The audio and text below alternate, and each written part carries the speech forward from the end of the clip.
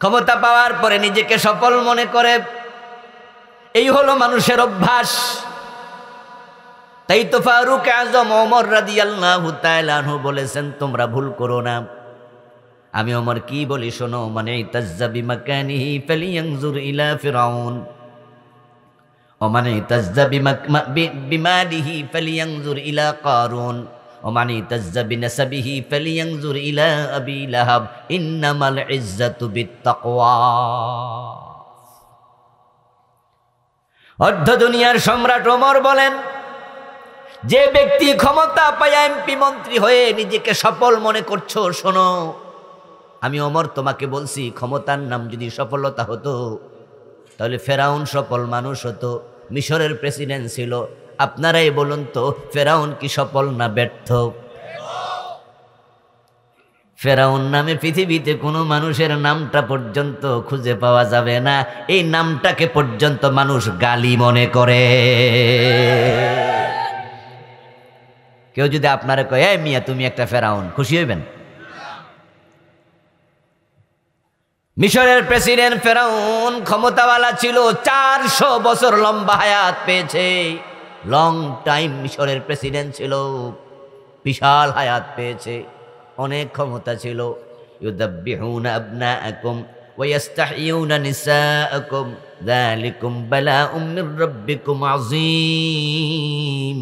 এমন পাওয়ার তার হাতে ছিল, বনি ইসরাইলের কোন শিশু যদি ছেলে হয়ে জন্ম নিত, মায়ের পেট থেকে বের হওয়ার পর ফেরাউনের নির্দেশে মায়ের সামনে জবেহ করে দিত।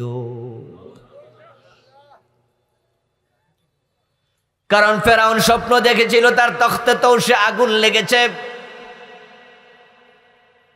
তার দেশের গণকেরা ব্যাখ্যা করেছে, বনি ইসরাইলের পক্ষ থেকে এক শিশুর জন্ম হবে যে তোমার মসনদকে তছনছ করে ফেলবে, এই হলো তোমার স্বপ্নের ব্যাখ্যা। তখন ফেরাউন বলল, তাহলে বনি ইসরাইলের কোন শিশু ছেলে হিসেবে জন্ম নিলে তাকে বাঁচতেই দেব না, জবে করো। ওই দেশের সেনাবাহিনী, ওই দেশের পুলিশ বাহিনী, ওই দেশের প্রশাসনের লোকেরা কেউ বলে নাই, ও মিয়া ফেরাউন, এ ছোট ছোট বাচ্চাগুলার দোষ কি?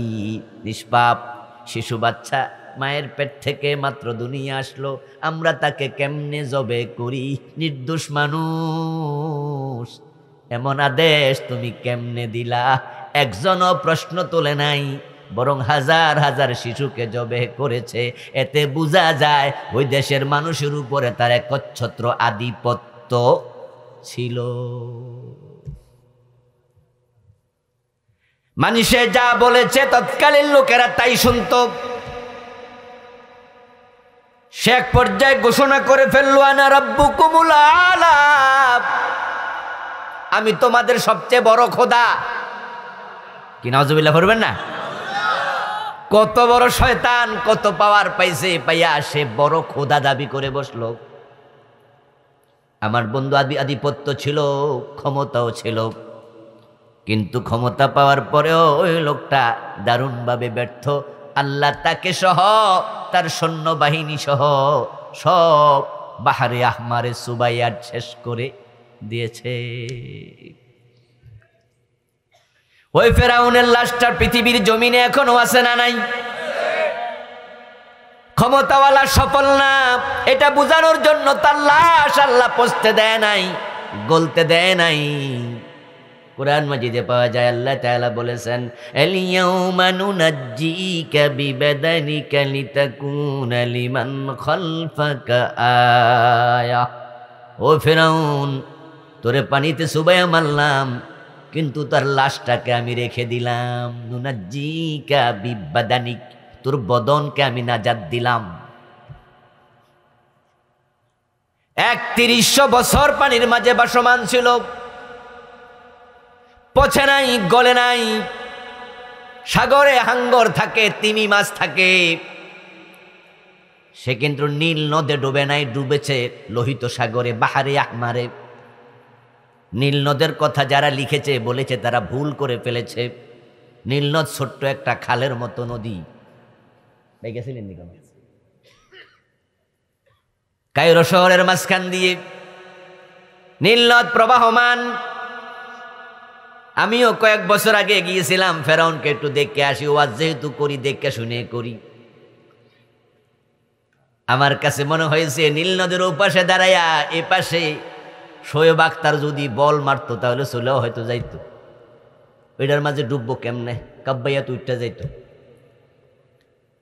কোরআনে আল্লাহ তাআলা বলেছেন ওয়াইযা ফারাকনা বিকুমুল বাহার, আমি সমুদ্রের মাঝে রাস্তা বানাইছি। সুবহানাল্লাহ। বাহার মানি সমুদ্র, নাহার মানি নদী। নীল নদকে বলা হয় নাহারে নীল। আল্লাহ নহর বলেন, আল্লাহ বলেছে বাহার। বাহারুন মানে কি? সাগর। ওয়াদরিব বিআসাকাল বাহার, ও মূসা তোমার হাতের লাঠি দিয়ে সমুদ্রের মাঝে আঘাত করো। আঘাত করতে দেরি, 12টা রাস্তা হতে দেরি হয় নাই। সাগরে হাঙ্গর থাকে, তিমি মাছ থাকে। 3100 বছর ফেরাউনের লাশ পানির মাঝে ছিল, কিন্তু হাঙ্গর খায় নাই, তিমি খায় নাই। আপনারা সবাই কম বেশি জানার কথা, ফেরাউন কি একা ডুবেছে নাকি সাথে সৈন্য ছিল? ওই সৈন্যগুলোর লাশ পচে গেল, কিন্তু ফেরাউনের লাশ পচতে দেন নাই কে? আলিয়াউমা নুনাজ্জিকা বিবাদানিক, তোকে পচতে দেব না, গলতে দেব না। ওই ফেরাউনের লাশ এখনো কায়রোর জাদুঘরে আছে, মিশরের রাজধানী কায়রোতে। ফেরাউনের লাশ একটা বড় সড়ক কাছের বক্সের ভিতরে বন্দি শুয়ে আছে। আল্লাহ বলে আমি কেন রাখবো তোকে? শোন, লিতাকুনা লিমান খালফাকা আয়া, পরবর্তী যুগের লোকেরা তোকে দেখে শিক্ষা গ্রহণ করবে। ক্ষমতা পাইলে সফল হওয়া যায় না, আল্লাহ ক্ষমতা দেয়, আবার বেশি বাড়াবাড়ি করলে ফেরাউনের মতো সুবানিও আরে। সে আল্লাহ এখনো আছে না নাই? সুতরাং ক্ষমতাওয়ালারা বেশি বাড়াবাড়ি করো না, ফানিও আছে, আল্লাহও আছে, সুবানির ক্ষমতা আল্লাহর এখনো। এজন্য ক্ষমতা আপনারাও তো পান, মেম্বার হবেন, চেয়ারম্যান হবেন, এমপি হবেন, মন্ত্রী হবেন, কিন্তু ভাববেন না যে ক্ষমতা সবটা আপনার হাতে। মূলত সব ক্ষমতার মালিক কে? আন্নাল কুওয়াতা লিল্লাহি জামিআ। আল্লাহ বুঝাচ্ছে ফেরাউনের লাশ দুনিয়ার উপরে রেখে তোমরা ফেরাউন হইও না, ফেরাউনের মতো আচরণ করিও না। ফেরাউন কি ভালো মানুষ না জালেম? ফেরাউন ভালো মানুষ না জালেম? দুনিয়া তো জালেম প্রেসিডেন্ট আছে না নাই? এই যে ইসরায়েলের নেতানিয়াহু কত বড় জালেম, ফিলিস্তিনের মুসলমানগুলোকে শেষ করে দিচ্ছে। 7 অক্টোবর থেকে শুরু করে আজকে আপনার ডিসেম্বর মাসের কয় তারিখ? 24 তারিখ। আরে কতগুলো দিন, 2 মাস, সোয়া 2 মাস হয়ে গেল। হাজার হাজার মুসলমান ফিলিস্তিনে মেরে ফেলল। হাসপাতালে পর্যন্ত বোম্বিং করে 500-700 রোগী একসাথে দুনিয়া থেকে বিদায় করে দিচ্ছে। ফিলিস্তিনি বিদ্যুতের লাইন কেটে দিয়েছে, পানির সংযোগ বিচ্ছিন্ন করেছে, গ্যাস পর্যন্ত আউট করে দিয়েছে, মোবাইলের নেটওয়ার্ক পর্যন্ত বন্ধ করে দিয়েছে। জালেম হয়ো না, জালেম হয়ো না। আল্লাহ পাক রব্বুল আলামিন ফেরাউনের লাশ দুনিয়ার উপর রেখে আমাদেরকে শিখায়, আল্লাহ সার দেয় কিন্তু ছেড়ে দেয় না। সব কিছুর একটা শেষ আছে। আল্লাহ নিজে কোরআনে বলছেন ওয়া উমলি লাহুম ইন্না কাইদি মাতিন, আমি রশিতে ঢিল দেই, আমি ছেড়ে দেই না, আমার কৌশল বড় শক্ত। ইন্না বাতশা রাব্বিকা লাশাদীদ, ও প্রিয় নবী আপনার রবের ধরা বড় শক্ত। ওয়ালা তাহসাবান্নাল্লাহা গাফিলান আম্মা ইয়ামালুজ জালিমুন, কোন জালেম আপনার মুখে পাথর মারে দাঁত ভাঙে? কে আপনার মাথায় হেলমেট ভেঙেছে, আপনি 3 ঘন্টা বেহুশ ছিলেন? ও প্রিয় নবী, কে কোথায় ষড়যন্ত্র করে, সব কিছু কিন্তু আমি আল্লাহ দেখি। আপনি ভাববেন না জালেমদের ব্যাপারে আমি বেখবর, আমি সব খবর রাখি। তবে আমি মাঝে মাঝে রশিতে ঢিল দেই। দুনিয়ায় নতুন করে কেউ ফেরাউন হতে যেও না। আমার প্রিয় ভাই, ফেরাউনকে আল্লাহ তাআলা যখন পানিতে চুবাইয়া মারে তখন ফেরাউনকে ঘুমে ছিল না সজাগ ছিল? ঘুমে না সজাগ? একা ছিল না সৈন্য ছিল? পদত্যাগ করেছে না ক্ষমতাও ছিল? আল্লাহ কি বুঝাইয়া দিল? আমি যদি কাউকে ধ্বংস করতে চাই ক্ষমতা রেখেই পারি, সৈন্য সহ পারি, সজাগ অবস্থায় পারি। তাই দুনিয়ায় কেউ নতুন করে ফেরাউন হলে আমি আল্লাহ চাইলে তাকেও ডুবাইয়া দিতেই পারি। আমার বন্ধু, আমরা গোলাম, আমরা মালিক নই। যখনই নমরুদ ক্ষমতা পাওয়ার পরে নমরুদ সীমা লঙ্ঘন করলো, নিজেকে মালিক দাবি করলো, আল্লাহ বলে তাকে অনেক ছাড় দিয়েছি, আর ছেড়ে দেব না। তখন ঠ্যাং ভাঙ্গা একটা মশা নাকের ভিতরে ঢুকাইয়া দিছে, এটা মাথাতে এসে কামড় মারে। শেষ পর্যায়ে ইতিহাস বলে নিজের লোকেরাই জুতা দিয়া পিটাইয়া মাথা ভেঙ্গে মেরেছে। ক্ষমতাও আল্লাহ দেয়, বেজ্জুতিও আল্লাহ করো। অত ইজ্জু মান তাশা অত জিল্লু মান তাশা। একটু পয়সাওয়ালা হয়ে গেছে, পাশের বাড়ির গরিবের উপর জুলুম করে, এমন প্রতিবেশী আছে না নাই?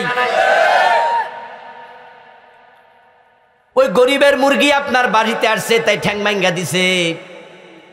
আর আপনার গরু যদি রশি ছিঁড়া ওই বেটার ক্ষেত খায়, তখন কত তোর ভাগ্য বালা, আমার গরু তোর খেতে গেছে, কপাল খুলে যাইব রে। আপনি জুলুম করেন, এটা কিচ্ছু আসে যায় না, আপনি সীমা লঙ্ঘনকারী হবেন না। আমার প্রিয় ভাই, আল্লাহ পাক রব্বুল আলামিন আমাদের সব কাজ পর্যবেক্ষণ করে। আমরা তার গোলাম। যে গোলাম বাড়াবাড়ি করে ওই গোলামকে উচিত শিক্ষা দেওয়ার জন্য আল্লাহর ফেরেশতা আছে না নাই? ফেরাউনকেও আল্লাহ ফেরেশতা পাঠাইয়া পানিতে সুবানি মারছিল। হাদিসে পাওয়া যায় রাসূলুল্লাহ সাল্লাল্লাহু আলাইহি ওয়াসাল্লাম বলেন, ফেরাউনের সাথে যত সৈন্য ছিল প্রত্যেকটা সৈন্যের জন্য আল্লাহ আলাদা ফেরেশতা পাঠাইছে। ফেরাউন যেহেতু সবার লিডার, তাই তাকে সুবানি দেওয়ার জন্য আল্লাহ পাঠাইছে ফেরেশতাদের লিডার জিবরিল আমিনকে। জিবরিল আমিন এসে ফেরাউনের মাথা দুইরা চাপ মারছে, সাগরের নিচে নিয়ে ছাইরা দেয়, কাব্বানি খাইয়া ওড়ে, আবার সাপ মারে, আবার ওড়ে, আবার সাপ মারে। এক পর্যায়ে ফেরাউন দেখলো লক্ষণ তো বালা না, বেশি সাপাসাপি চলতেছে, পানি যা খাইছি পেটে আর জায়গা নাই। তখন ফেরাউন কয়, আমানতু আন্নাহু লা ইলাহা ইল্লাল্লাযী আমানাত বিহি বানু ইসরাঈল। আর সাবিস না রে, কে আমারে সাপস? আর সাবিস না, আমি ফেরাউন ঈমান এনে ফেলেছি। আমানতু আন্নাহু লা ইলাহা ইল্লাল্লাযী আমানাত বিহি বানু ইসরাঈল। বনি ইসরাইলের লোকেরা রাস্তা পাইয়া গেল, 12টা রাস্তা পার হইয়া তার ওই পাশে চলে গেল, আর মাঝখানে আমি ডুবতাছি। আবার কেডা সাহাবো মারে, আর মানিস না, বনি ইসরাইল যে আল্লাহরে মানে আমিও তারে মেনে নিলাম। জিবরিল আমিন আরো জোরে চাপ মারে, বেডা এখন বুঝি। ওয়ানা মিনাল মুসলিমিন। ফেরাউন এক পর্যায়ে কয়, আমি মুসলমান হয়ে গেলাম, ইমান আনছি, তারপরও বিশ্বাস করস না, সাফ আবার মারস, যা মুসলমানই হইয়া গেলাম। কোরআনের আয়াত থেকে বলছি। ফেরাউন বলতেছো আনা মিনাল মুসলিমিন, আমি মুসলমান। রাসূলুল্লাহ সাল্লাল্লাহু আলাইহি ওয়াসাল্লাম বলেন, তখন জিবরিল আমিন ফেরাউনের মাথার মাঝে চাপ দিয়া ধইরা একবারে সাগরের তলে চলে গেছে, আর এক হাত দিয়া সাগরের তলদেশ থেকে মাটি তুলে ফেরাউনের গালের ভিতর ঢুকাইয়া দিছে, যেন লা ইলাহা ইল্লাল্লাহ বলতে না পারে।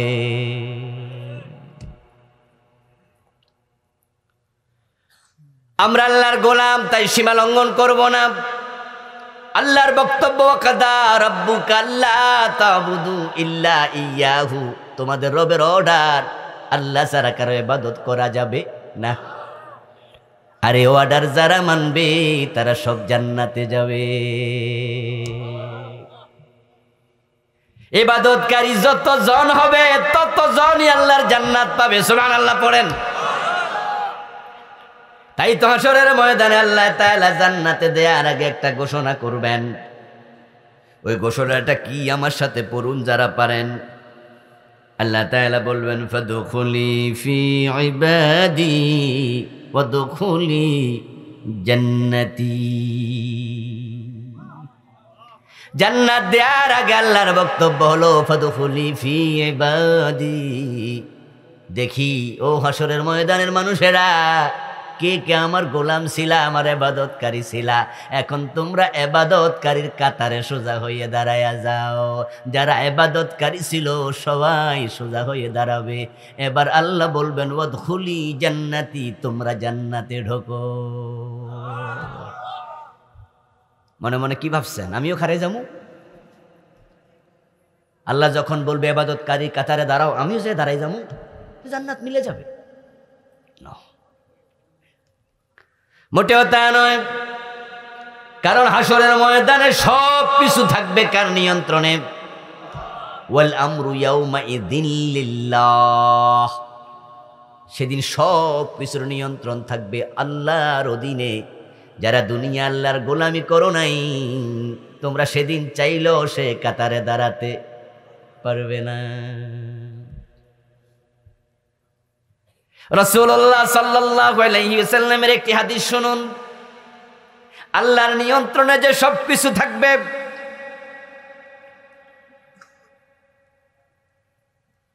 আল্লাহর নিয়ন্ত্রণে সব কিছু থাকবে, সে বিষয়টা আপনি শুনুন। আমার প্রিয় বন্ধু, আল্লাহর নিয়ন্ত্রণে থাকবে তার প্রমাণ প্রিয় নবীজি বলতেছেন, ইয়াকশিফু রাব্বুনা আন সাকিহি। আল্লাহ তাআলা নিজের কদম যখন তুলবেন, কদম খুলবেন, এর মানে হাশরের ময়দানে প্রকাশিত হবেন। আল্লাহকে দেখার সাথে সাথে ইয়াসজুদু লাহু কুল্লু মুমিনিন ওয়া মুমিনা, সবগুলো মানুষ সিজদায় পড়ে যাবে। যত মুমিন নরনারী পৃথিবীতে ছিল, সব মুমিন নরনারী আল্লাহকে দেখার সাথে সাথে সিজদায় পড়বে।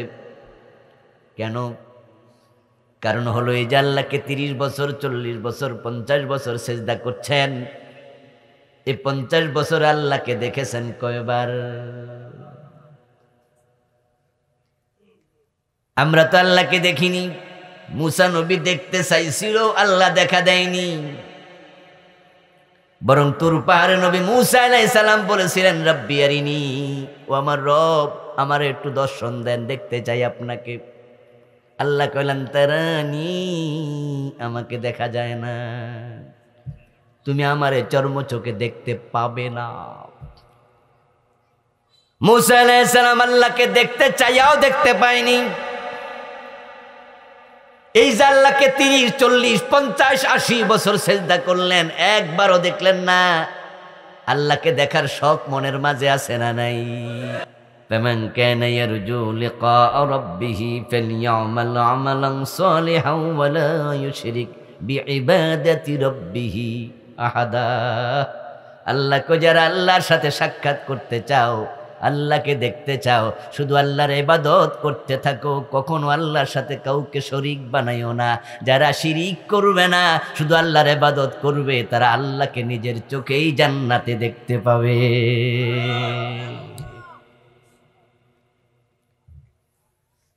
ও প্রিয় ভাইয়ের, আল্লাহ তাআলাকে মানুষ দেখবে শুধু জান্নাতে, দেখবে মানুষ আখিরাতে, হাশরের ময়দানে। দুনিয়াতে কোনো দিন দেখেন নাই আল্লাহ আপনার সামনে আসছে, হুঁশ থাকবে না, সিজদায় পড়ে যাবেন। আল্লাহ তাআলা রাসূল বলছেন, ফায়াসজুদুনা লাহু তাবিলা, তারা লম্বা সিজদা করবে, কোনো মানুষ মাথা উঠাতে চাইবে না। তাদেরকে সিজদায় যেতে দেখে হাশরের ময়দানে মানুষ, যারা ফাঁকিবাজ নামাজি, জোহর পরে, আসর পরে না, মাগরিব পরে, এশা পরে না, জুমা পরে, ওয়াক্তিয়া পরে না, এমন নামাজি বাংলাদেশে আসেনি? মোহনপুর ইউনিয়নে নাই?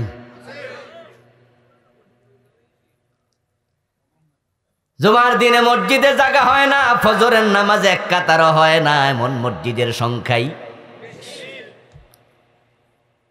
ওরা দেখবে অন্য সবাই সেজদায় চলে গেছে, আমি খাড়ে থাকবো কেন? রাসূলুল্লাহ সাল্লাল্লাহু আলাইহি ওয়াসাল্লাম বলছেন, তখন তারাও চাইবে ফায়াযহাবুনা লিয়াসজুদা, তারাও যাইবে, তারাও চাইবে সেজদা আমিও করব, কিন্তু ফায়াউদু যহরুহু তাবাকান ওয়াহিদা, ওই বেনামাজিগুলো, ফাঁকিবাজ নামাজিগুলো সেজদা করতে চাইয়াও লাভ নাই, মেরুদণ্ডের হাড্ডি কাঠের মতো আল্লাহ সোজা বানাইয়া দিবে। তারা সেজদা করতে চাইবে, কিন্তু তাদের মেরুদণ্ডের হাড্ডি তারা বাঁকাই করতে পারবে না। এই যে সেজদা করতে চাইলো কিন্তু মেরুদণ্ডের হাড্ডি বাঁকা হয় না, সেজদা করবে কেমনে? তাহলে বোঝা যায় সেদিন নিয়ন্ত্রণ থাকবে কার? তো জান্নাতে দেওয়ার আগে আল্লাহ তাআলা বলবেন, ফাদখুলি ফি ইবাদি ওয়াদখুলি জান্নাতি, আল্লাহর গোলামের কাতারে দাঁড়াও, তারপরে জান্নাতে যাও। আপনি দাঁড়াবেন কেমনে গোলামি না করলে? তাহলে আল্লাহর বক্তব্য হলো আল্লাহর ইবাদত করো, আল্লাহর গোলামি করো। এখন আল্লাহর ইবাদত করতে আপনারা রাজি আছেন না নাই? তো ইবাদত কি জিনিস এটা শিখা দরকার আছে কি? না শিখলে ইবাদত করবেন কেমনে? অথচ বাংলাদেশের হাজার হাজার নামাজি, হাজার হাজার রোজাওয়ালা, হাজার হাজার ভালো মানুষ, তারাই জানে না ইবাদত কি। ইবাদত না বুঝার কারণেই তো লোকেরা নামাজও পড়ে সুদেও টাকা লাগায়, নামাজ পড়ে সুদ খায়। এমন নামাজি আছে কিনা? নামাজ পড়ে গোশ না দিলে পাইলে সিগনেচার করে না, এমন অফিসার আছে না নাই? নামাজ পড়ে ওজনে কম দেয়, মালে বেজাল দেয়, এমন নামাজি ব্যবসায়ীও আছে। শুধু নামাজি পড়ে না, শুধু নামাজি পড়ে না, বরং মসজিদেরও সভাপতি, মসজিদের ক্যাশিয়ার, মসজিদের সেক্রেটারি, ইমামের পিছনে নামাজ পড়ে, অথচ বাপ মরছে 10 বছর আগে, বোনের জমিটা দেয় না।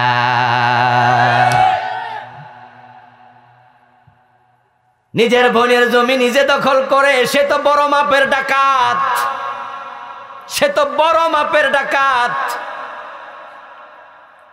আরে বোন যদি ইচ্ছা করে না নেয় তাহলে তার জবরদখল হলো না, কিন্তু বোনে চাইলেও দেয় না, এমন জালেম ভাইও।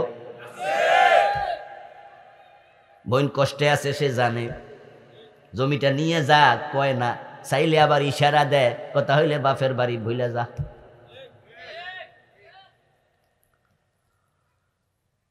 যদি আপনাদের এই এলাকায় বা উড়া গ্রামে কোনো ডাকাত থাকে, না থাকাই ভালো। যদি থাকে ডাকাত, নিজের এলাকায় ডাকাতি করে না, রাতের বেলা চুরি লইয়া খারাইছে রাস্তার মোড়ে। এখন বেড়া যদি এলাকার ডাকাইত হয় আর হিয়ান দিয়ে আইতাছে, এখন মুখটুক বাইন্দা যায় খারাইয়া কয় এ কি আছে দেন, তখন মুখের শব্দ শুনেই তো বুঝা লাইব, আরেকজন কইব কেডারে, আব্বাস নিরে, কি ঠিক না? আরে কণ্ঠের শব্দ শুনে তো বুঝবো, কি রে খোকন তুই নি ডাকাতি করস। এই জন্য যারা ডাকাতি করে তারা কিন্তু নিজের গ্রামে, আরে নিজের এলাকায়ও করে না, দূরে জায়গা।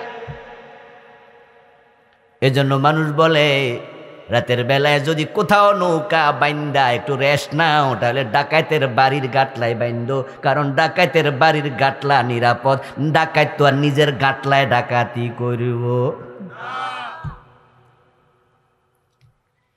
ডাকাত নিজের এলাকায় ডাকাতি করে না, আর তুমি তোমার বোনের জমি দেও না, ওই ডাকাতের সে তুমি ভালো না, আরো খারাপ।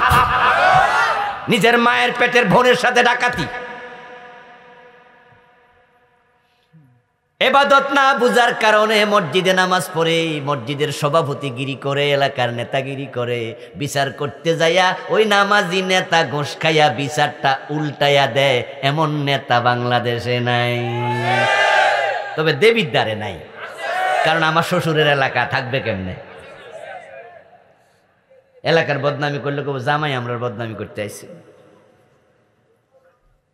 ও প্রিয় ভাইয়ের, এই দেশে হাজার নেতা আছে যারা গরিবের প্রতি সুবিচার করে না, তারা পাইলে সুযোগ জুলুম শুরু করে দেয়।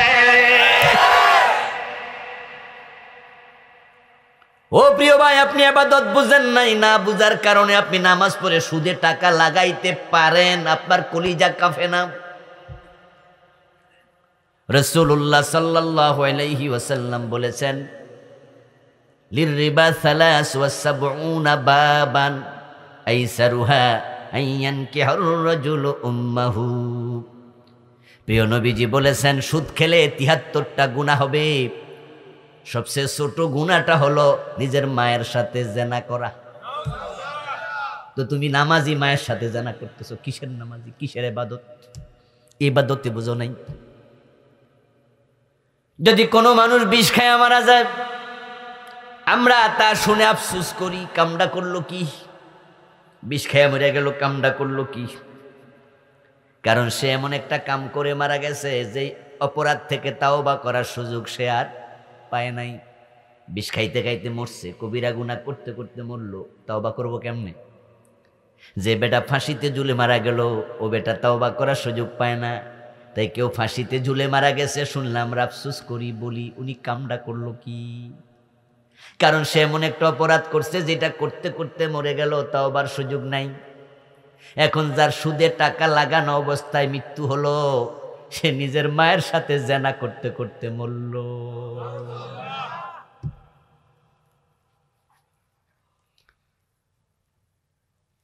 قال النبي صلى الله عليه وسلم من أكل درهم ربا وهو يعلم أنه أشد من 36 زينة।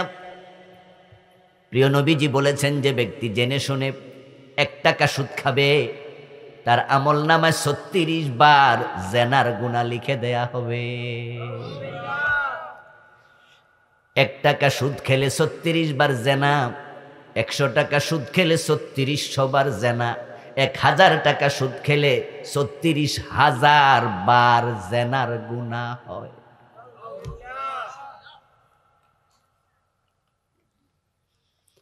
সুদে যারা টাকা লাগায় তাদের টাকা প্রতিদিনে আসে। 1 মাসে 2000 টাকা সুদ, 3000 টাকা সুদ। 3000 টাকা যদি 1 মাসে সুদ হয়, দিনে 100 টাকা পড়ে, দিনের মাঝে 24 ঘন্টা। এবার ভাগ দিয়া দেখেন প্রতি ঘন্টায় কত? 1 ঘন্টা 60 মিনিট, প্রতি মিনিটে কত? 60 মিনিটে 60 সেকেন্ডে 1 মিনিট, প্রতি সেকেন্ডে কত? তাহলে সুদে যারা টাকা লাগাইছে প্রতি সেকেন্ডে তো টাকা আসতেছে, এর মানে প্রতি সেকেন্ডে কবিরা গুনাহ করছে।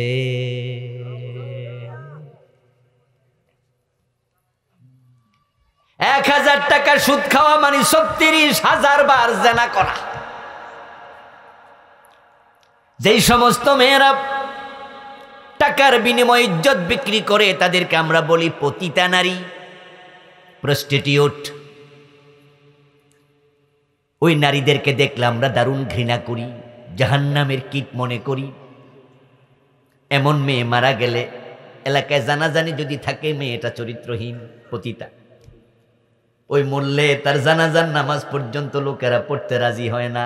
ভদ্রলোকেরা শুইনা কয়, হের আবার কিসের জানাজা, যা কুত্তার মতো খাদাইয়া দে।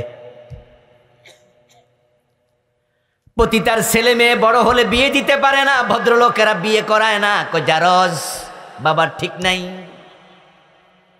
থুতুমার তাকে। ও প্রিয় ভাই, যে পতিতাকে আপনি ঘৃণা করলেন, জাহান্নামের কীট মনে করলেন, থুতু দিতে চাইলেন, তার সন্তানকে জারজ বললেন, ওই পতিতাও তো 36,000 বার জেনা করার বয়স পায় নাই। দিন যদি 10 বার জেনা করে, তাও 30-40 বছরও 36,000 বার হবে না। 36,000 মানে বিশাল সংখ্যা, অনেক বড় সংখ্যা। আর আপনি 1000 টাকা সুদ খেলেন, ইমামের পিছনে দাঁড়াইলেন, 36,000 বার জেনাকারী, তোমার নামাজ পড়া লাভটা কি?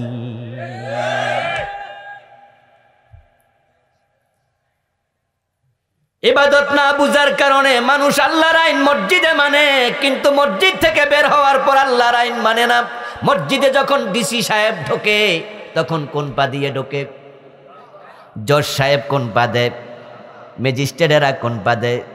দেখেন, আল্লাহ রাসূলের আইন মানে ডান পা দিয়ে ঢোকে, বাম পা দিয়ে বের হয়। আল্লাহু আকবার বলে নামাজ শুরু করে, সালাম ফিরিয়ে নামাজ শেষ করে, সবাই আল্লাহর আইন মানে। কিন্তু ওই জজ যখন, হাকিম যখন আদালতের চেয়ারে বসে বিচার করে, আল্লাহর আইনে একটা বিচারও আর করে না। করে করে করে ইবাদত বুঝিনি, মনে করছে নামাজ রোজা ইবাদত। ও প্রিয় ভাই, তা মোটেও নয়। মসজিদে ঢুকেছে কুমিল্লা জজকোর্টের জজ সাহেব, ফেনী জজকোর্টের জজ সাহেব।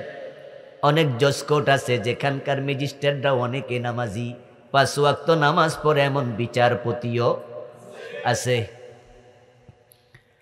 জোহরের নামাজ পড়ছে, 2 রাকাত পড়ার পরে হুজুর আত্তাহিয়াতু পড়ার জন্য বসতে ভুলে গেছে। তাই হুজুর আত্তাহিয়াতু না পইরা আল্লাহু আকবার কইয়া খাড়াইতাছে, পিছন দিয়া লোকমা মাইরা দিছে। জজ সাহেব কি লোকমা দেবে না? ম্যাজিস্ট্রেটরা দেবে না? বিচারপতি দেবে না? সবাই দেবে, সাধারণ মুসল্লিরা সবাই লোকমা দেবে। কারণ সবাই মাসআলা জানে, ফরজ নামাজ 3 রাকাত 4 রাকাত বিশিষ্ট যদি হয়, 2 রাকাতের পরে আত্তাহিয়াতু পড়ার জন্য বসা ওয়াজিব। শেষ বৈঠক ফরজ, প্রথম বৈঠক ওয়াজিব। হুজুর ওয়াজিব ছুটে গেছে ভুলে, তাই হুজুরকে লোকমা দিছে। হুজুর লোকমা গ্রহণ করলো, বসে গেল, আর তাহিয়াতু পয়রা খাড়াইলো, আরো 2 রাকাত শেষ করলো, সাউ সেজদা দিয়া নামাজ শেষ করে চলে গেল।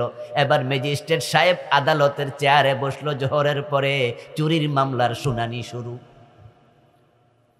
আজকে রায়ের দিন, সাক্ষী প্রমাণে সাব্যস্ত হলো এই লোকটা চোর, 1 লাখ টাকা চুরি করেছে কারো। এখন রায় দেওয়ার সময় তিনি, আল্লাহর আইন হলো আস-সারিকু ওয়াস-সারিকাতু ফাকতাউ আইদিয়াহুমা জাযাআম বিমা কাসাবা নাকালাম মিনাল্লাহ। চোর পুরুষ হোক আর নারী হোক, আমার রব বলে আমি আইন দিলাম, হাত কেটে দিতে হবে। প্রিয় নবীজি সাল্লাল্লাহু আলাইহি ওয়াসাল্লাম বললেন, আমার মেয়ে ফাতেমা যদি চুরি করে, আমি ফাতেমার হাতটাও কেটেই দেব। যিনি কিছুক্ষণ আগে ইমাম সাহেবের ওয়াজিবে লোকমা দিছে, ভুল ধরছে, উনি ম্যাজিস্ট্রেট হইয়া চেয়ারে বৈশা আল্লাহর আইনে ফরজ হাত কাটার বিধান চালাইছে না 1 বছর জেল দিছে? তো জেল দেওয়ার আইন কি আল্লাহর না ব্রিটিশের? তো উনি মসজিদে আল্লাহর গোলাম, আদালতে কার গোলাম? ওয়াকাদা রাব্বুকা আল্লা তা'বুদু ইল্লা ইয়্যা। ইবাদত মানে মসজিদে গিয়ে নামাজ পড়া নয়, রমাদানে রোজা রাখার নাম শুধু ইবাদত নয়, এগুলো ইবাদতের ছোট ছোট অংশ। এটাই তো পরিতাপ দেশের মানুষের জন্য, যে তাদেরকে যে ইবাদতের জন্য আল্লাহ তাআলা বানালেন, তারা সেটাই জানে না ইবাদত কাকে বলে, অনেকেই জানে না। এখানে আমরা যারা আছি, 10 জন বিএ পাশকে যদি আপনি নিয়ে যান, আলাদা করে প্রশ্ন করুন নাউন কাকে বলে, প্রনাউন কাকে বলে, 10 জনই দেখবেন একই রকমের উত্তর দেবে। 10 জন মাওলানা সাহেবকে আলাদা করুন, প্রশ্ন করুন এসএম কাকে বলে, ফেইল কাকে বলে, হরফ কাকে বলে, 10 জন এক রকমের উত্তর দেবে। এবার এখান থেকে আমরা যারা আছি আল্লাহর ইবাদতকারী, আমাদের 10 জনকে আলাদা করে জিজ্ঞাসা করেন ইবাদত কারে বলে, 10 জন 10 রকমের উত্তর মাইরা দিও।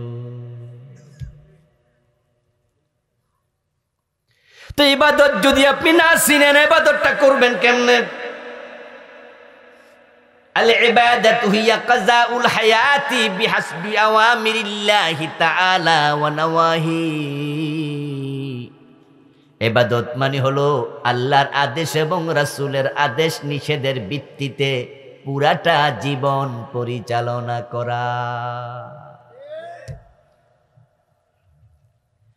মা আতাকুমুর রাসূলু ফাখুযুহু ওয়া মা নাহাকুম আনহু ফান্তাহু। ইবাদত মানে হলো রাসূল যা করতে বলেছেন করো, যা ছাড়তে বলেছেন ছাড়ো। রাসূল বলছে, আল্লাহ বলছে নামাজ পড়ো, আপনি বললেন জি হুজুর নামাজ পড়মু।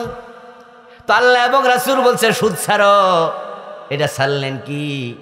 একটা মানলেন আর একটা মানলেন না, ইবাদতকারী হন নাই।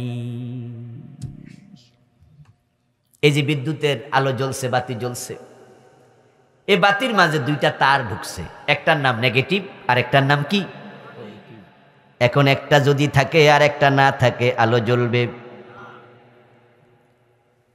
ও প্রিয় ভাই, মাইকে আওয়াজ শুনতে পাচ্ছেন? এই মাইকের মাউথ স্পিচ থেকে মোটা তার চলে গেছে, যেতে যেতে মেশিনে ঢুকেছে, মেশিন থেকে হর্নে গেছে। ওই মেশিনের মাঝে ব্যাটারি আছে, ব্যাটারিতে লেগেছে। ওই ব্যাটারির মাঝেও নেগেটিভ পজিটিভ আছে না নাই? একটা খুলে ফেলেন, দেখবেন আওয়াজ সাথে সাথে বন্ধ, চলবে না। আর ইবাদত সুবিধা মতো হবে না, আল্লাহর বিধানের আলোকে হবে। মসজিদে গেলে সবাই আল্লাহর আইন মানে, কে মানে না?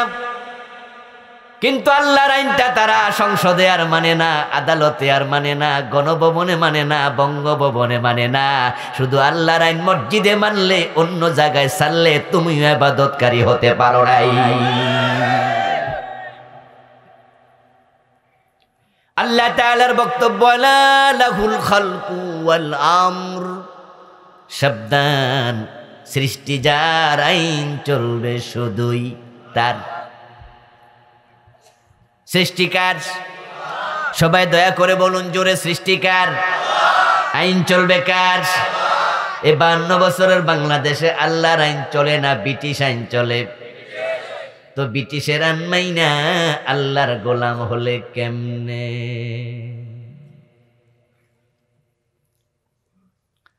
ও প্রিয় ভাইয়ের, আল্লাহর বিধান থেকে বিচ্যুতি ঘটলে তোমার ঈমান আছে কিনা সেই প্রশ্ন তৈরি হয়। জান্নাত তো পরে পাইবা, আগে ঈমান নাও। ইবলিস আল্লাহর একটা আইন মানে নাই, সাথে সাথে ইবলিসের ঈমানটা শেষ হয়ে গেল। অথচ ইবলিস তো আল্লাহর ইবাদত করতে করতে করতে করতে সে ফেরেশতাদেরও ওস্তাদ বনে গেল।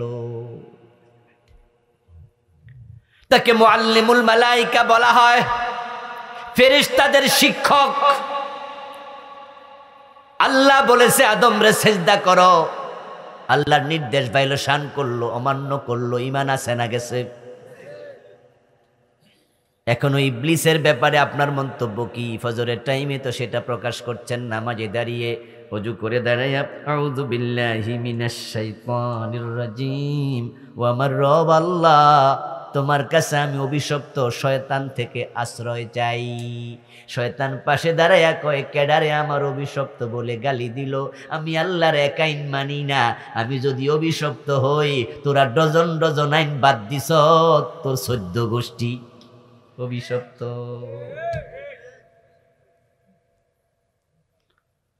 আপনি আল্লাহর গোলাম যদি হন, তাহলে আল্লাহর গোলামির বাহিরে চলার কোন অধিকার আপনার আমার আর নাই।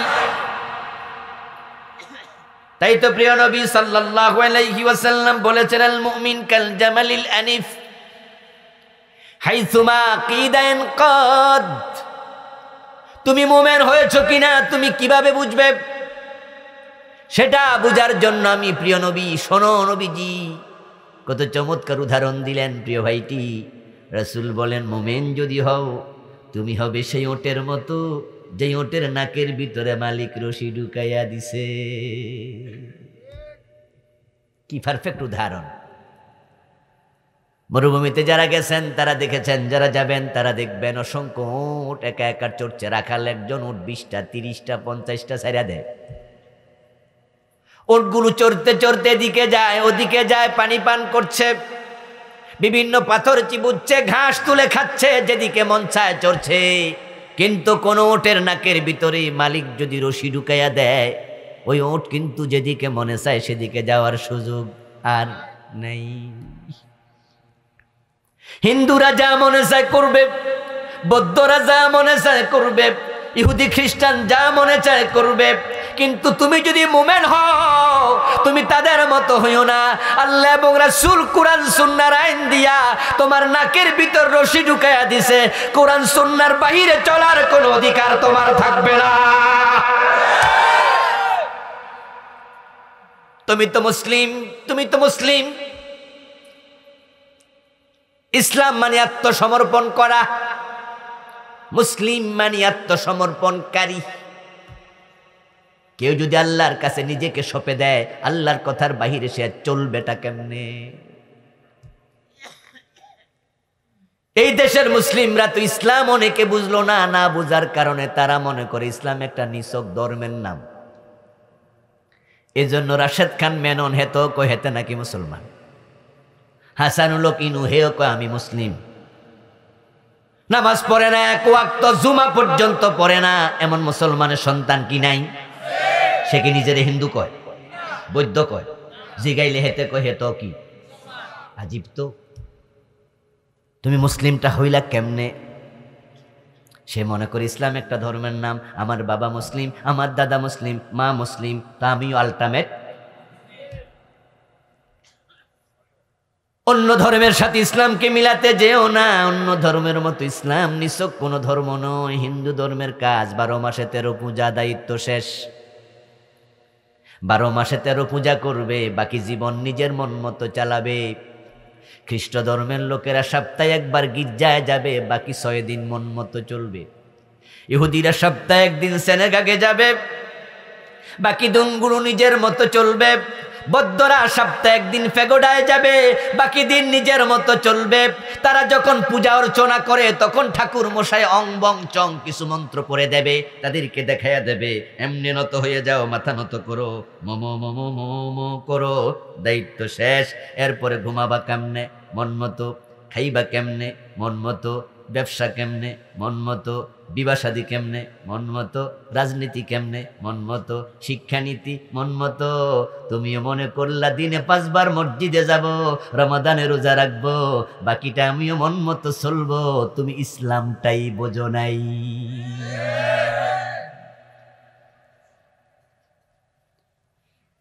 ও প্রিয় ভাই, ইসলাম তো হলো কমপ্লিট কোড অফ লাইফ। ইসলাম তো হলো লাইফ প্রেসক্রিপশন। ডাক্তার সাহেবদের কাছে গেলে ওনারা ওষুধের প্রেসক্রাইব করে। আমি নিজেও ডাঙ্গির ভাইয়ের রোগী, ওনার কাছে আমি যাই। ওনার হাসপাতালে আমাদের চিকিৎসা করার জন্য ডাক্তার সাহেবরা দেখে শুনে একটা সুন্দর করে ওষুধের তালিকা লিখে দেয়।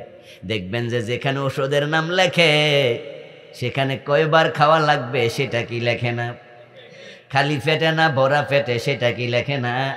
কয়দিন খাওয়া লাগবে, 15 দিন না 20 দিন না চলবে সেটা কি লেখে না। ঠিক এর আলোকে ওষুধ খাইলে নিরাময় হতে পারে, উল্টা পাল্টা খাইলে ওষুধেও রিয়াকশন করবে। ডাক্তার সাহেব যেমন প্রেসক্রাইব করবে, রোগী সেটা ফলো করবে। ইসলাম হলো লাইফ প্রেসক্রিপশনের নাম। আপনি কিভাবে ঘুমাবেন সেটা কোরআন হাদিসে আছে কিনা, কিভাবে খাবেন সেটাও আছে কিনা, কিভাবে টয়লেটে যাবেন সেটাও ইসলামে আছে না নাই? কি নাই? কি নাই?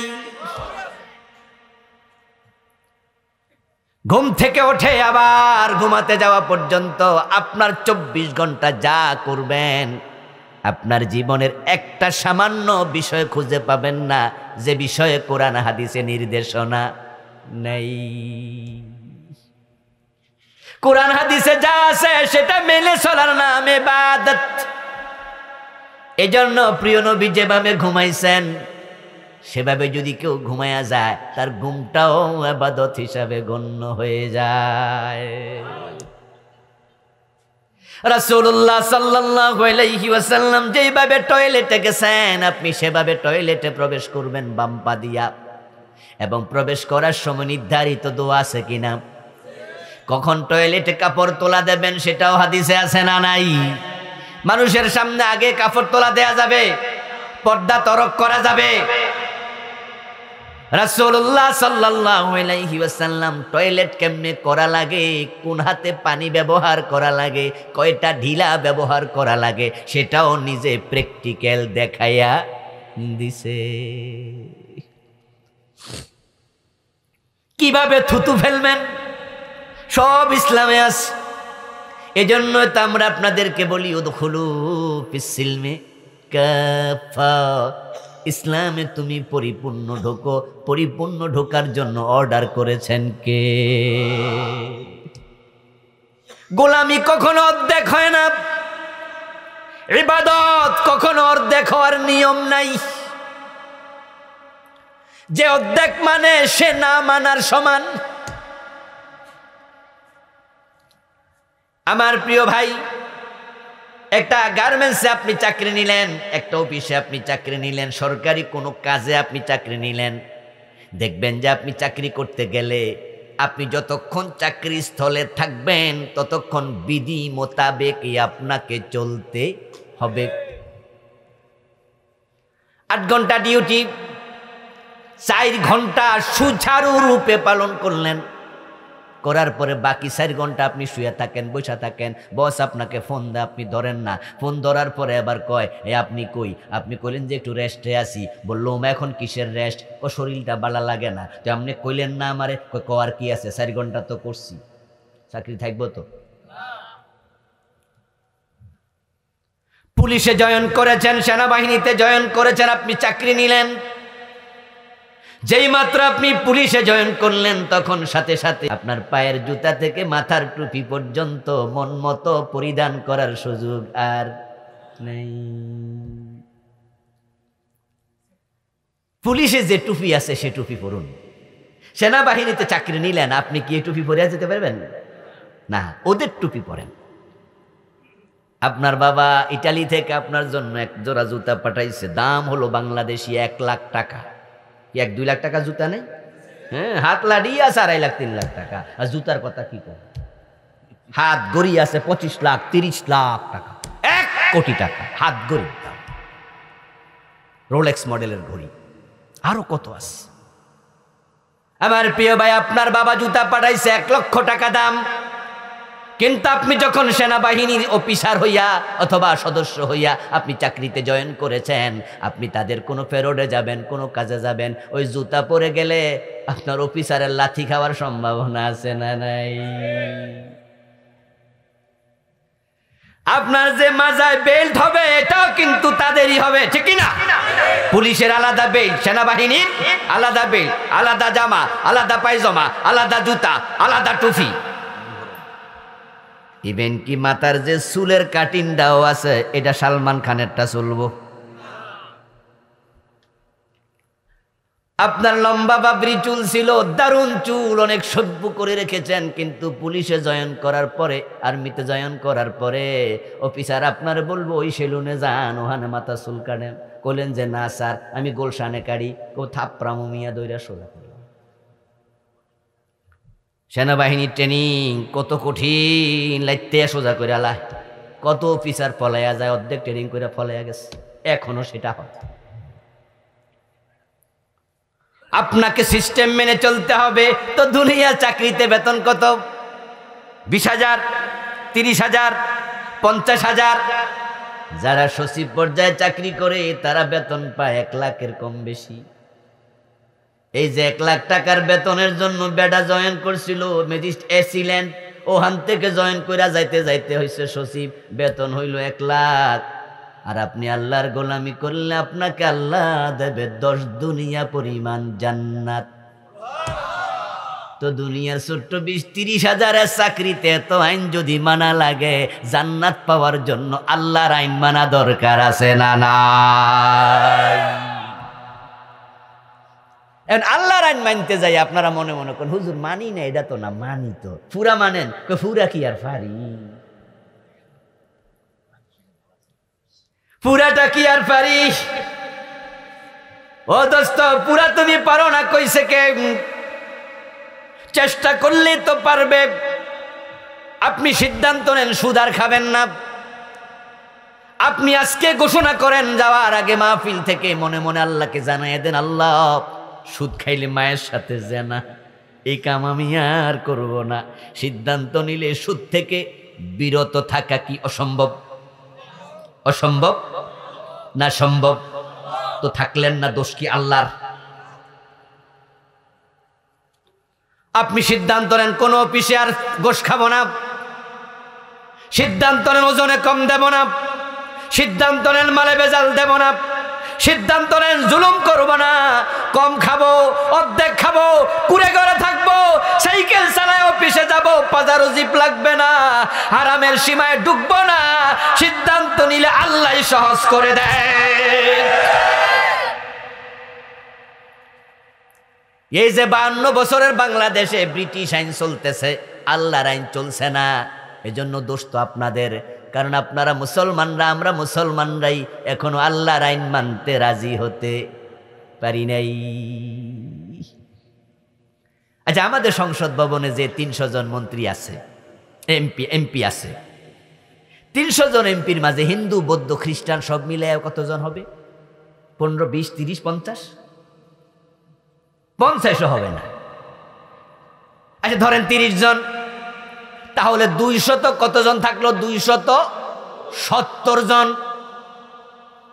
আপনারা শিক্ষিত মানুষেরা সবাই জানেন, দেশের সংবিধানের গুরুত্বপূর্ণ আইনগুলো যদি চেঞ্জ করা লাগে 201 জন এমপি থাকলেই চলে। নরমাল আইনের জন্য লাগবে 151 জন, অধিকাংশ। যে কোনো আইন পাশ করানোর জন্য অধিকাংশ লাগে। এজন্য সংসদে দেখবেন কোনো বিল উত্থাপন করলে আমাদের স্পিকার বলে হ্যাঁ বলুন, বলে না হ্যাঁ বলুন, তখন এবার কিন্তু আন্দাজে কয়ে লায় হ্যাঁ জয়যুক্ত হয়েছে, হ্যাঁ জয়, এরকম কয় না, শুনছেন না? এর মানে হলো হ্যাঁ জোরে হোক, বলে ফেলবো, অধিকাংশ বলে ফেলছে, আইন হয়ে গেল। আর সংবিধানে যেগুলো অলরেডি লেখা আছে ওগুলো যদি চেঞ্জ করতে চায় 201 জন এমপি হলে চলে। এখন বাংলাদেশের যে সংবিধান, বাংলাদেশের যে ফৌজদারি আইন ব্রিটিশরা ঢুকাইছে, চোর ধরে জেলে দাও। আমার আল্লাহ বলছে চোর ধরে হাত কাটো। যেই সংসদে 270 জন মুসলমান এমপি, তারা চাইলে কি চোর ধরে হাত কাটার আইন ঢুকাতে পারে না? এটা আওয়াজ করে বলুন না, পারে কি না? সুযোগ আছে না নাই? আল্লাহ দোষ দিবেন কেমন? আল্লাহ তো আপনাদের 270 জনকে মুসলমান বানাইছে। 270 জনের বাপ মুসলমান, মা মুসলমান। হযরত ওমর রাদিয়াল্লাহু তাআলা আনহু তো উনার ছেলে আবু শামা মদ পান করছে, আবু শামাকেও ছাড় দেয় নাই, ছাড় দিছে। আল্লাহর হাবিব তাইন করে গেছে মদ পান করলে 80 বেত লাগাতে হবে। কবি নজরুল চমৎকার ভাবে বলেছেন, মদ্যপানের অপরাধে প্রিয় পুত্রকে নিজ করে মেরেছ দোররা, মরেছে পুত্র তোমারই চোখের পরে। ও প্রিয় ভাই, ওমর যদি নিজের সন্তানকে 80 বেত দিতে পারে, বাংলাদেশে 270 জন মুসলমান এমপি ওনারা যদি চায় 80 বেত, এই আইনটা চালু করার সুযোগ আছে না নাই? এখানে আমার একটা জিনিস আজ পর্যন্ত বুঝে আসলো না। সেই জিনিসটা হলো, দেশের সবাই চুরি বিরোধী, দেশের সব লোক মাদক বিরোধী, কিন্তু হাত কাটার আইন আর 80 বেতের আইন কেন যে চালু করে না, এটাই আজ পর্যন্ত বুঝলাম না। আমার ভাইয়েরা সবাই কয় মাদক বিরোধী। আমাদের মাননীয় স্বরাষ্ট্রমন্ত্রী মাঝে মাঝে সংসদে মাদকের ব্যাপারে কথা বলেন, জিরো টলারেন্স নীতি ঘোষণা করে। জিরো টলারেন্স এর মানে সহ্য করা হবে না। রাষ্ট্র মাদক বিরোধী, পুলিশ মাদক বিরোধী, বিজিবি মাদক বিরোধী, সেনাবাহিনী মাদক বিরোধী, র্যাব মাদক বিরোধী, আমাদের আনসার বাহিনী মাদক বিরোধী, এমপি মন্ত্রী মেম্বার চেয়ারম্যান সবাই মাদক বিরোধী, আমরা হুজুররা মাদক বিরোধী, কলেজ শিক্ষক, ইউনিভার্সিটির শিক্ষক মাদক বিরোধী, হাই স্কুলের শিক্ষক মাদক বিরোধী, আপনারা মাদক বিরোধী। তাহলে 80 বেতের আইন অসুবিধা কি? 80 বেতের আইন লাগাই দাও। কিন্তু না, বড় চালাক, তারা জানে তাদের দুলালেরা 5 স্টার হোটেলে মদ খায়, 80 বেতের আইন চালু হলে তাদের পিঠের চামড়া থাকবে না। এজন্য হেরা আইন বানাইছে, অধিদপ্তর বানাইছে, মাদক নিয়ন্ত্রণ অধিদপ্তর। মাদক নির্মূল অধিদপ্তর বানায় নাই। খুব বুদ্ধি আছে। আচ্ছা, নিয়ন্ত্রণ আর নির্মূল কি এক জিনিস? নিয়ন্ত্রণ মানে কি? কিছু কিছু খাও, কমায় কমায় খাই।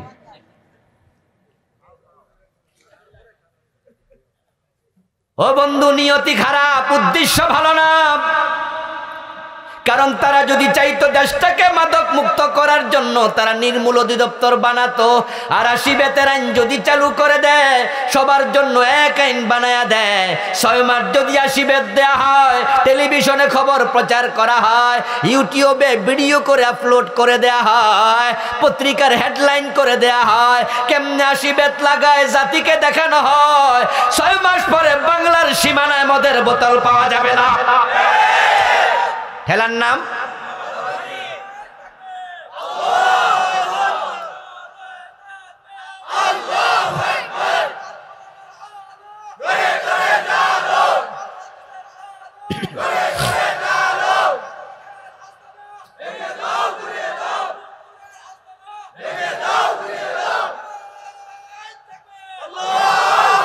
আমার প্রিয় ভাইয়েরা, চুরির ব্যাপারে আমরা সবাই বিরোধী, সবাই একমত। চুরি ভালো জিনিস নয়। এটা কোন ইউনিয়ন? আচ্ছা, মোহনপুর ইউনিয়নে যদি কোনো চোর না থাকতো, দেবীর দ্বারে কোনো চোর না থাকতো, তাহলে আমরা নিশ্চয়ই রাতের বেলা ঘরের দরজা খুলে ঘুমাতে পারতাম, ঠিক না?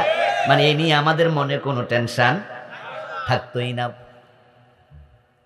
ও প্রিয় ভাইরা, এবার বলুন তো, দেবীর দ্বারে মানুষ যদি থাকে ৫ লাখ, চোর আছে কয় হাজার? হাজারও হবে না।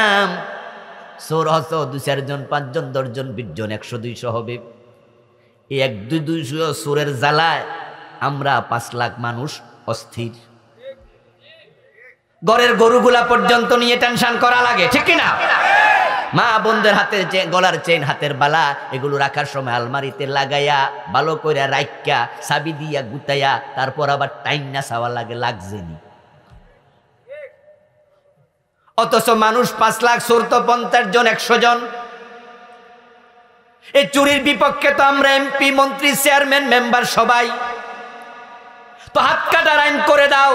হাত কাটার আইন যদি করে দেওয়া হয়, চোর ধরে হাত কাটা শুরু হয়ে যায়। হাত কাটা চোর দেখে হাজার হাজার লোক চুরি ছেড়ে দিত। আল্লাহর আইন বড় চমৎকার, বড় লজিক্যাল। কারণ আমরা যে পিটি সাইন ফলো করছি, ওটা ফলো করে আমরা চোর ধরে জেলে দিচ্ছি। ছাগল চোর, গরু চোর, ওদেরকে ধরে জেলে দিলেন। সাইকেল চোর, মোটর সাইকেল চোর, ও বেটা ঢোকে চোর, বের হয় ডাকাত।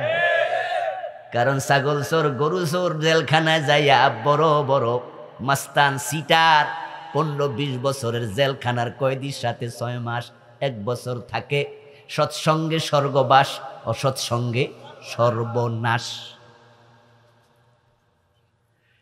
ওই এলাকার ছাগল চোরকে ধরে চেয়ারম্যান সাহেব জেলে দিয়ে দিল। আর আপনারা ভাবা দিলেন কামের কাম হইছে। এবার ছাগল চোর, গরু চোর জেলে যাওয়ার পরে বড় মোষওয়ালার লগে দেখা হয়। দোরা কাটা গেঞ্জি গায়ে, বড় বড় মোষ, চোখ এত বড় বড়। ওরা জিগায়, এই নতুন আইছত নাকি? তো ছাগল চোর কয়, জি বস, কালকে ঢুকছি। তো হে তারা খবর নেয়, কালকে যে আইছত, কি মামলা? জিগায় না, কোন মামলা আইসস? শর্মে কয় না, ছাগল চুরি করছি। শরম তো লাগে। কয় যে বস, আছে একটা মামলা আছে, মাইর দিমু, কহ চিনস আমারে? তখন ঠেলায় বইরা কইয়া দে, ছাগল চুরি। এখন মোষওয়ালা কয়, তোদের মতো চোরের কারণে জেলখানার বদনামি। জেলে যদি আইবি, বালা কিছু কইরা আইতি। এবার ছাগল চোর কয়, স্যার তাহলে আমনে কি কইরা আইছেন? ভাগ্য খারাপ রে, ব্যাংক ডাকাতি করতে গেছি, দরা খাইয়া লাইছি, না হয় ১ রাত্রে কোটিপতি। জেলখানায় ব্যাংক ডাকাত আছে কিনা? গাড়ি ডাকাত আছে কিনা? বাড়ি ডাকাত আছে না নাই? গরু চোর, ছাগল চোর হের লগে যাই এবার বন্ধুত্ব করে। ছাগল চোরা কয়, বলেন কি বস, ৩০ বছর ছাগল চুরি করে হয়তো ১০ লাখ জমাইতে পারি নাই।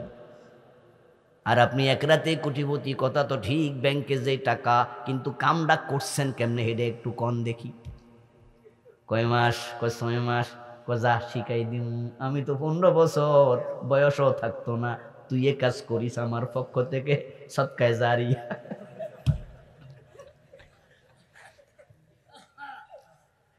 এ গুনাহে জারিয়ার কাজ শুরু করে দিল। আর ছাগল চোর মনে মনে কয়, কয়দিন আগেই জেলখানা আসলে আরো একটু ভালোই ছিল।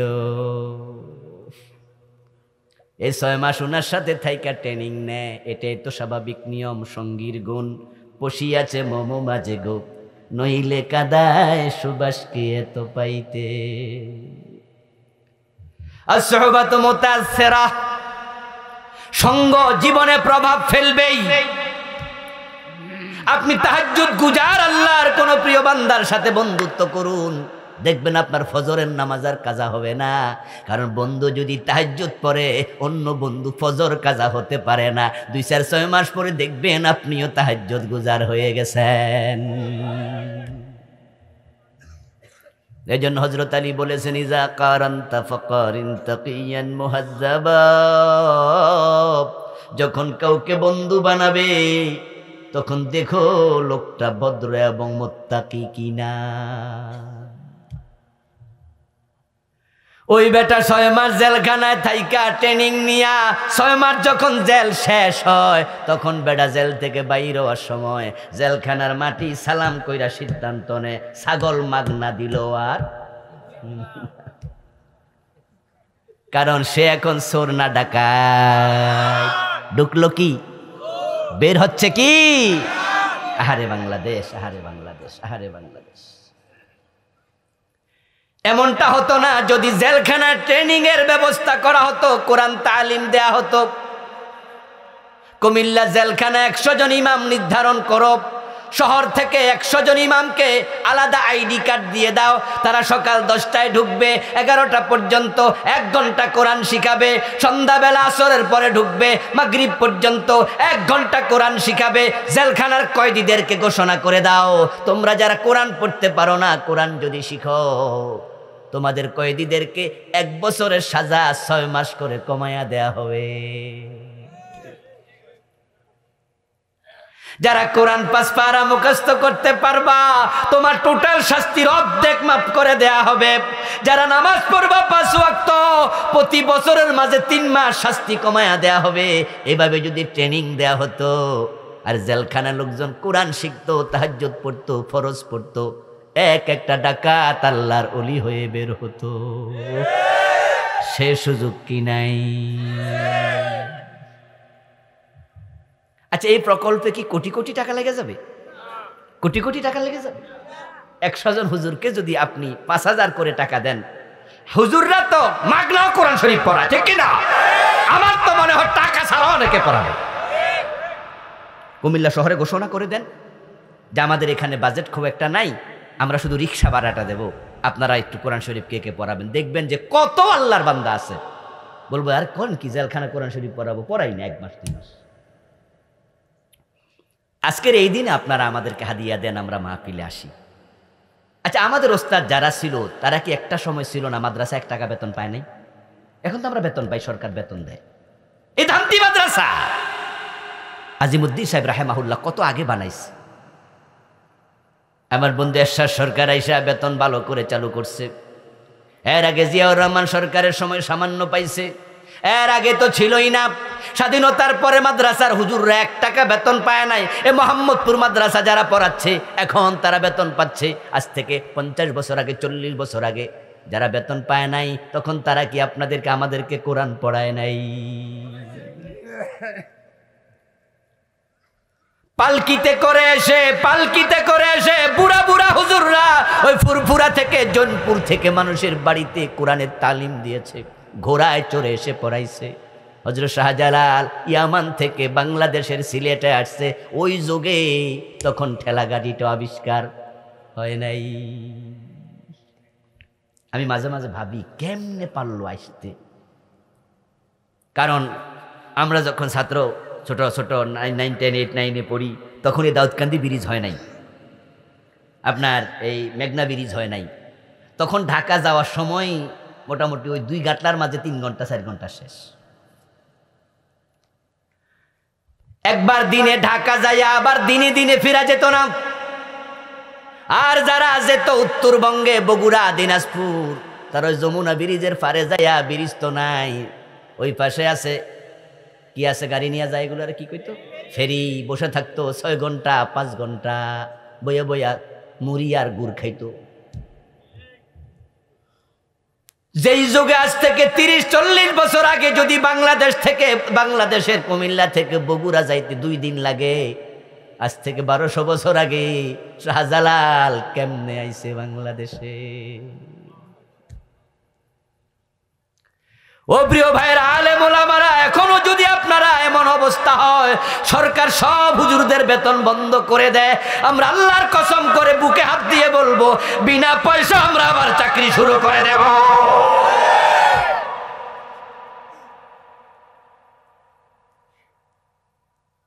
আপনারা এই দেবিদ্বার থেকে যখন ধামতি মাদ্রাসায় আমরা আসছি, আমরা যখন ছাত্র, আমি ধামতির ছাত্র, তখন তো আমরা চান্দিনা থেকে হাইটা চলে আসতাম। আমরা এখান দিয়া দেবিদ্বার হাইটা চলে যেতাম, মাঝে মাঝে রিক্সায় চড়তাম। এখন সিএনজি হয়েছে, রাস্তা পাকা হয়েছে, কারোর কি লাইলেও তো হাইটা যাব না, ফকিরও হাইটা যাব না। কারণ মানুষ যখন ভালো কিছু পায় তখন অভ্যস্ত হয়ে যায়, ঠিক না? তো এখন বেতন পাই বিদায় আমরা নেই, হাদিয়া দেন বিদায় আমরা নেই। কিন্তু যদি আবার সেই যুগে ফিরে যায়, আলেমরা এখনো মাগনা কোরআন পড়াবে।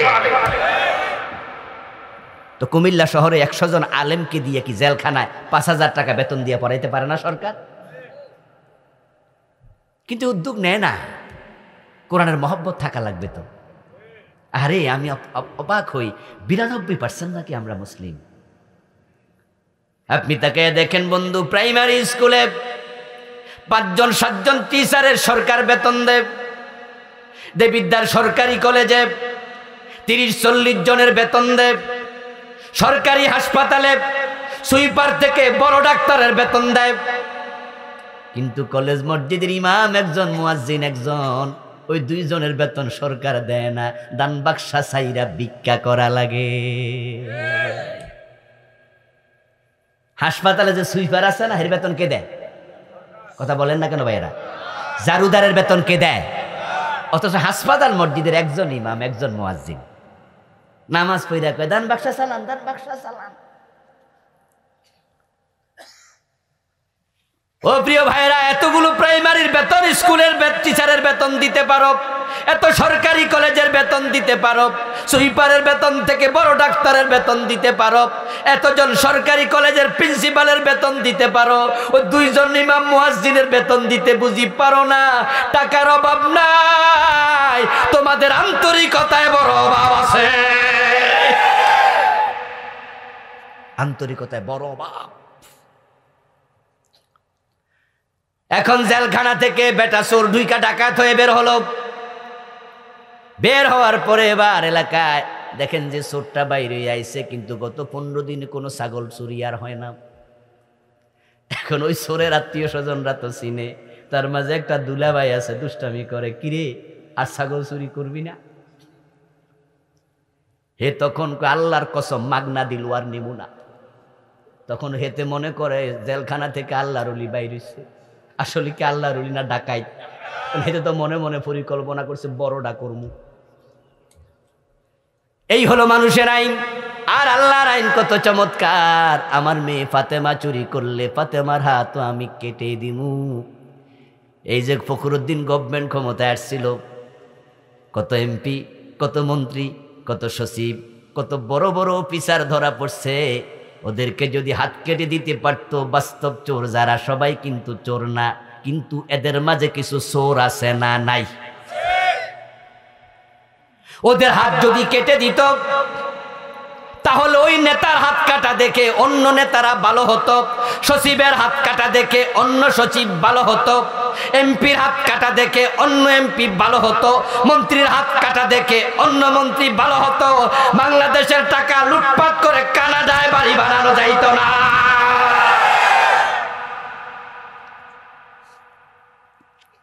এখন আমরা ইবাদত মনে করছি শুধু নামাজ, রোজা, হজ, যাকাত না রে প্রিয় ভাই। নামাজের কথা যে আল্লাহ বলেছে, চোর ধরে হাত কাটার কথা সে আল্লাহই বলেছে, রোজার কথা যে আল্লাহ বলেছে, আল্লাহর আইনে দেশ চালানোর কথা সে আল্লাহ বলেছে। নামাজ যদি ইবাদত হয়, রোজা যদি ইবাদত হয়, আল্লাহর আইনে দেশ চালানো এটাও একটা ইবাদত। ইবাদত হলো হোল লাইফ, জীবনের বটম থেকে টপ, পাকঘর থেকে সংসদ ভবন, ব্যক্তি জীবন থেকে আন্তর্জাতিক বলয়, এভরি মোমেন্ট আল্লাহর কোরআন রাসূলের সুন্নাহ মেনে চলার নামই হলো ইবাদত। ওয়া বিল ওয়ালিদাইনি ইহসানা। এবার আল্লাহর দ্বিতীয় নির্দেশ হলো, ও দুনিয়ার মানুষেরা, তোমরা তোমাদের মা বাবার সাথে ইহসান করো। ইবাদত করে আল্লাহকে খুশি করে জান্নাত পাবে না যদি তোমার মা বাবা তোমার উপর খুশি না থাকে।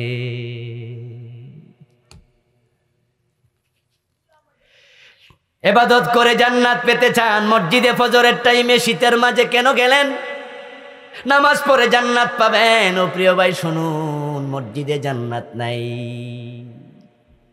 5 লাখ টাকা খরচ করে মক্কায় কেন গেলেন? হজ করে জান্নাত পেতে চান, মক্কায় জান্নাত নাই।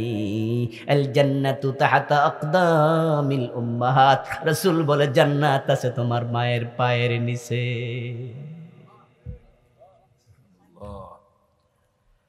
নামাজ রোজা হজ যাকাত করতে হবে, এগুলো আল্লাহর অর্ডার, কিন্তু জান্নাত তোমার মায়ের পায়ের নিচে। وقال النبي صلى الله عليه وسلم الوالد اوسط ابواب الجنه। ও দুনিয়ার মানুষ শোনো, জান্নাতে ঢুকতে চাও বুঝি? তাহলে শুনে রাখো, জান্নাতে ঢোকার যত দরজা আছে, তোমার বাবা হলো সবচেয়ে বড় দরজা। রিদার রাব্বি রিদাল ওয়ালিদাইন ওয়া সাখাতুর রাব্বি ফি সাখাতিল ওয়ালিদাইন। আমার রাসূল বলেছে, আল্লাহর সন্তুষ্টি তোমার মাতা পিতার সন্তুষ্টির উপর ডিপেন্ড করে। দেবিদ্বার শহরে 5 তলা বিল্ডিং আছে না? পাশে দাঁড়ায় দাঁড়ায় গুনবেন, 1 তলা, 2 তলা, 3 তলা, 4 তলা, 5 তলা। আপনি ভাববেন না এখানে বুঝি বিল্ডিং শেষ, চোখের আড়ালে মাটির নিচে আরেকটা তলাও আছে, ওটার নাম হলো ফাউন্ডেশন।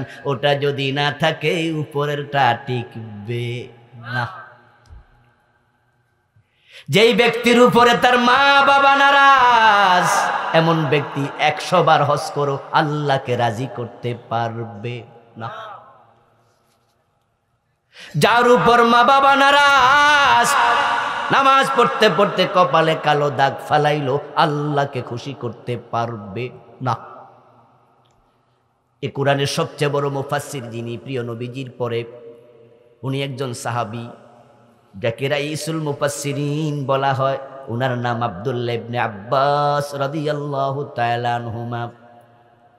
বয়সে ছোট ছিলেন প্রিয় নবীর ইন্তেকালের সময়, এখনো পরিপূর্ণ বালেগ হননি। কোন বর্ণনায় পাওয়া যায় মাত্র বালেগ হলেন, মোসমাত্র উঠতেছে। আমার নবী, উনার স্বাস্থ্য বাই লাগে, ওই ইবনে আব্বাসের বুকের মাঝে হাত দিয়ে একদিন দোয়া করলেন, আল্লাহুম্মা আল্লিমহুদ্দিন ওয়া ফাক্কিহুত তাবিল।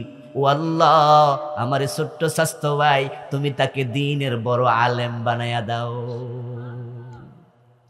আল্লিমহুদ্দিন, তাকে দ্বীন শিখায়া দাও। ও ফাক্কিহুত তাবিল, কোরআনের ব্যাখ্যা আল্লাহ তুমি তাকে জানায়া দাও। সুবহানাল্লাহ পড়ে। কোরআনের সবচেয়ে বড় আলিম যিনি, প্রিয় নবীজির পরে তিনি ইবনু আব্বাস।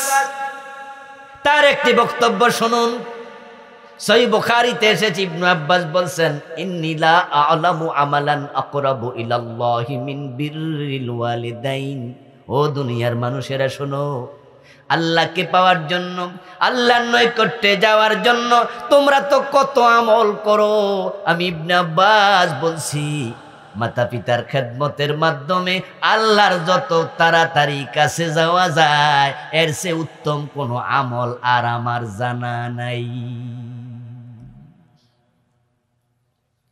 আপনি আল্লাহকে খুশি করতে চান, মা বাবারা তাড়াতাড়ি খুশি করেন, তাদের দোয়া নেন, তাদের কথা মেনে চলেন, তাদেরকে নারাজ করবেন না। স্বল্প আমলে আকাশের মালিক খুশি হয়ে যাবে। একদিন বলেন, আমি জান্নাতে ঢুকলাম, দাখালতুল জান্নাহ ওয়া সামিতু ফিহাল কুরআন। আমি জান্নাতে ঢুকে আমি কানে শুনতে পেলাম আল্লাহর এক বান্দা জান্নাতে কোরআন পড়ছে। জান্নাতে কোরআন তেলাওয়াত শুনে আমি জিবরিল আমিনকে প্রশ্ন করলাম, মান হুয়া? ও জিবরিল, জান্নাতে কোরআন পড়ছে সৌভাগ্যবান ব্যক্তি কে, কি নাম তার? জিবরিল আমিন জবাব দেন, হুয়া হারেসা ইবনে নুমান। ও নবী, আপনি কি চিনেন নাই? এটা আপনার সাহাবী হারেসা। অথচ হযরত হারেসা তখন ইন্তেকালই করেন নাই। হারেসা বিন নুমানের জীবনী পড়ে পেলাম তিনি হযরত আমিরে মুয়াবিয়ার যুগে ইন্তেকাল করেছেন।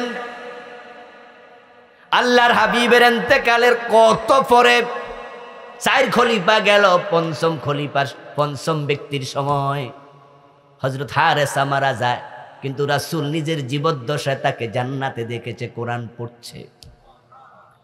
আল্লাহর হাবিব স্বপ্নে জান্নাত দেখেছেন, হাদিসে পাওয়া যায়।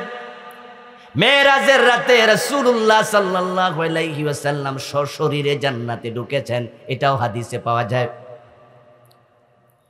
প্রিয় নবী হযরত হারেসা বিন নুমানকে ডাকলেন, ডেকে বললেন, হারেসা, এমন কি আমল গোপনে গোপনে করো, আমি তোমাকে জান্নাতে দেখে এসেছি।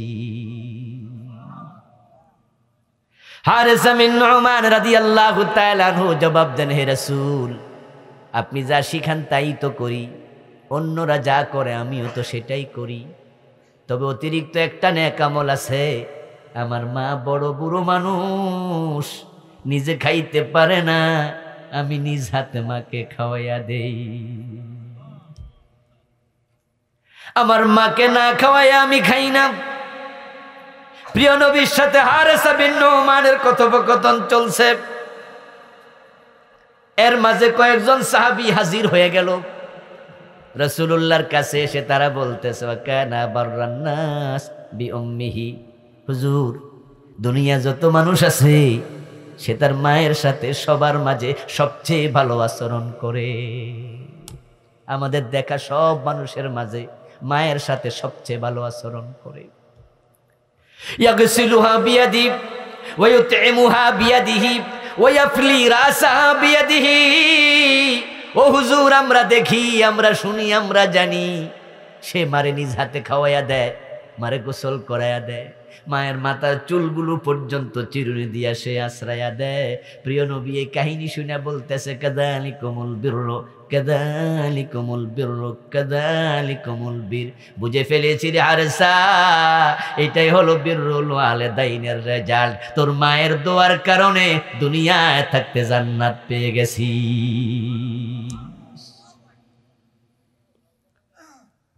ও প্রিয় ভাইরা, যাদের ঘরে মা বাবা আছে তাদের ঘরে আল্লাহর জান্নাত আছে।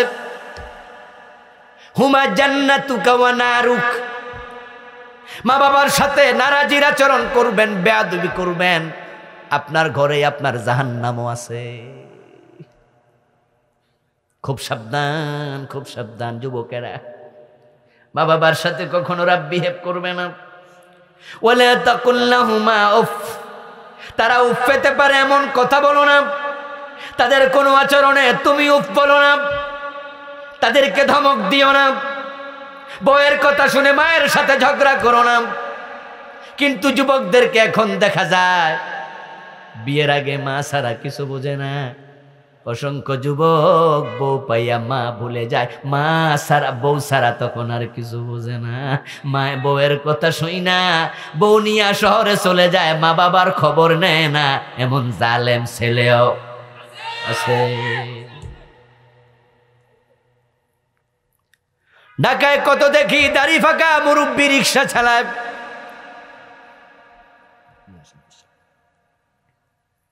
ঢাকায় কত দেখি দাড়ি ফাঁকা মুরব্বি রিক্সা চালায়।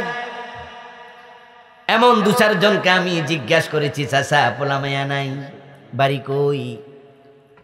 অনেকে বলো উত্তরবঙ্গে, বাচ্চা কাচ্চা আছে, 2 ছেলে 3 ছেলে, এমন কথা উত্তর দিয়েছে।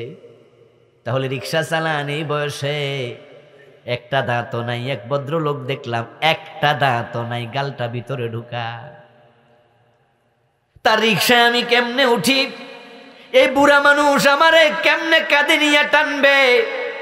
আবার মনে মনে ভাবলাম, বুড়া হিসাবে কেউ যদি না ওঠে, বেটা চাল কিনবে কি দিয়ে, সংসার চালাবে কি দিয়ে। ও চাচা, বুড়া বয়সে রিক্সা চালান, সন্তান নাই, আছে, বিয়া করছে 3 ফোলা, বউনি আলাদা, এখন আর বাবার খোঁজ রাখে না। ও প্রিয় ভাইরা, যেই সন্তান মা বাবার মনে কষ্ট দেয়, ওই সন্তান নামাজ রোজা করলো আল্লাহকে খুশি করতে পারবে না। এজন্য মা বাবার সাথে এহসান করো, ভালো আচরণ করো। আপনি নিয়ে আসেন। আমার বন্ধু, মা বাবা যদি খুশি হয়, কম আমলে আল্লাহ খুশি হয়ে যাবে। এখন মা বাবাকে কেমনে খুশি করবেন, এটা আপনার ব্যাপার বটে। মা বাবাকে কেমনে খুশি করবেন সেটা আপনি ভালো জানেন, কারণ সবার মা বাবা তো একরকম না। এমন মাও আছে 1 বিড়া পান কিনা দিলে খুশি হয়ে যায়, ঠিক না? এমন বাবা আছে 100 টাকা হাতে দিলে খুশি হয়ে যায়। তা আপনার মা বাবাকে আপনি খুশি করবেন, কিভাবে করবেন সেটা আপনার ব্যাপার। এজন্য আসুন আমরা আল্লাহর ইবাদতে সময় দেই, মা বাবাকে খুশি করি, আল্লাহ আমাদের উপর খুশি হবেন ইনশাআল্লাহ। প্রিয় ভাইরা, আজকের মাহফিলে আমার পরে ইনশাআল্লাহ আলোচনা উপস্থাপন করবেন